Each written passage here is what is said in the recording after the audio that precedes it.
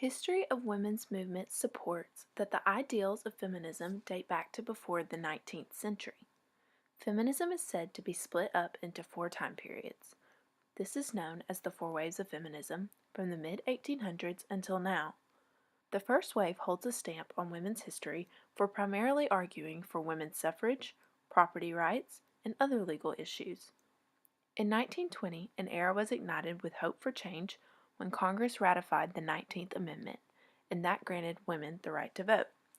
After this pivotal point in history, the feminist movement calmed until the 1960s hit. After World War II, the movement shifted to target inequalities such as working and home life.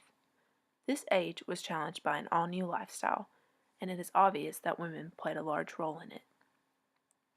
The 1960s are known as the beginning point in time of second wave feminism. Women were ignited again to be seen and heard and formed an all-new movement in doing so. Hewitt states in her novel, less concerned with suffrage than with more general questions of political, economic, educational, and occupational access, these pioneer feminists created the foundation on which later generations of women could build anti-racist, global, and multicultural coalitions. According to our textbook, change was necessary in areas of employment practices, federal tax and benefit policies affecting women's income, labor laws, and services for women as wives, mothers, and workers. Moreover, women fought for their place in reproductive rights and divorce and custody laws. Likewise, women today are fighting over their right to an abortion and equal pay. Society may change, but certain subjects could always resurface. In addition to second wave feminism, the 1960s were a time when television and pop culture had emerged. Popular shows to be recognized that showcased strong women roles would be Get Smart and The Girl from UNCLE.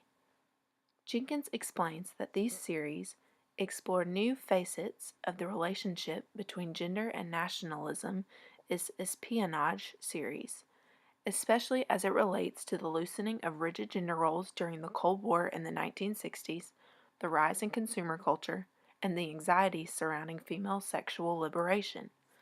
Every American was intrigued by the new programs.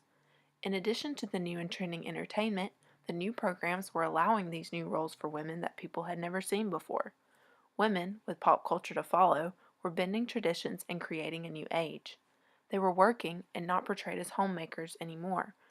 Television shows put women in a powerful position to the public eye. Just like media today, it can hold a large influence on many ages. With this age involved in the complete consumption of television and pop culture, it is evident that it had an impact on feminism during the 1960s.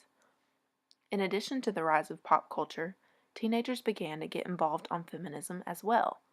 Often, the opinion of the younger generations are forgotten, but it is crucial that their voice is heard. In the late 1960s and into the mid-1970s, teens suddenly became informed and educated on activism for women. They felt the need to take a stand in politics, rights, and sexism. Teens gave rise to exploiting gender roles. Lavelle explains, framing their own form of body politics, they fought against sex-specific dress codes, sex segregation in schools, courses, and sports, as well as lack of access to sex education and birth control. Lavelle also states, teenage and adult feminists argued that these gendered customs trained girls for subservience that prevents them from attaining full citizenship.